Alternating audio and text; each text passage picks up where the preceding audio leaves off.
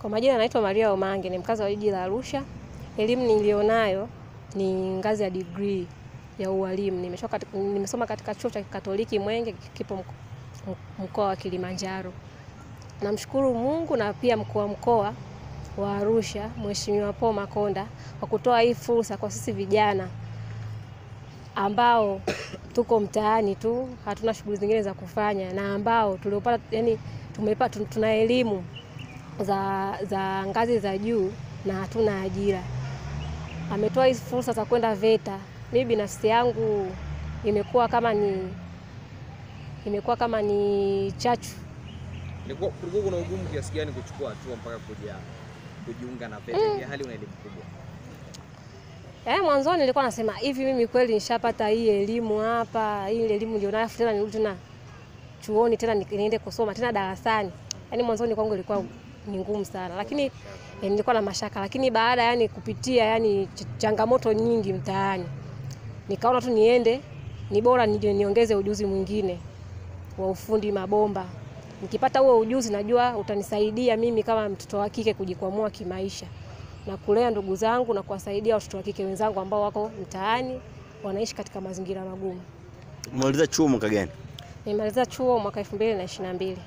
Mwaka 2022 mpaka sasa hivi ulikuwa unafanya kazi gani?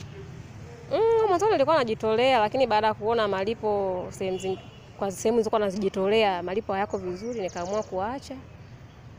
Nikawa tu nafanya kazi sehemu zingine. Nishajaribu na viwandani, lakini kazi ilikuwa ni ngumu sana.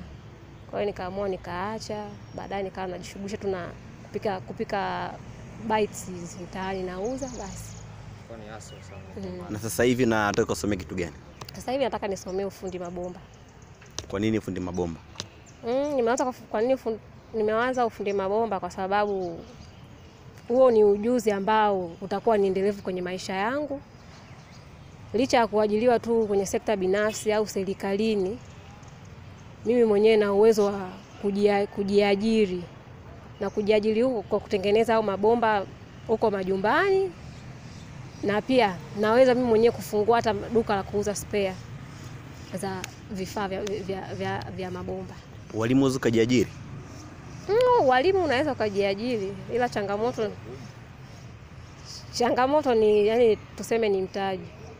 Kwa sababu ili ujiajiri mwalimu kama mwalimu unahitaji vitu vingi kidogo. Utahitaji madarasa,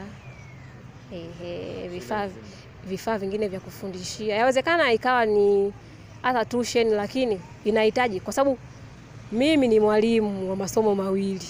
Nahitaji tena na wenzangu tena wengine ili kufanya kitu kiwe kikubwa. Japo mtu mwingine anaweza kusema kwamba hayo masomo yako mawili unaweza kufanyaje ukajiajiri. Je, utaangalia upande mwingine, huyo mwanafunzi atabezi kwenye masomo mawili peke yake? Hicho ni kitu ambacho ni cha uongo. Wito wako sasa kwa wanachuo wenzako ama waliomaliza degree hapo mtaani, wanaona aibu kujiunga na VETA kama ulivyofanya, unaweza kuambia? Au wanachuo wenzangu ambao wako mtaani, mimi nachosema wasione aibu na wasikate tamaa. Fursa kama hizi zinavyotokea wajitokeze kwa wingi. Waache kujishauri.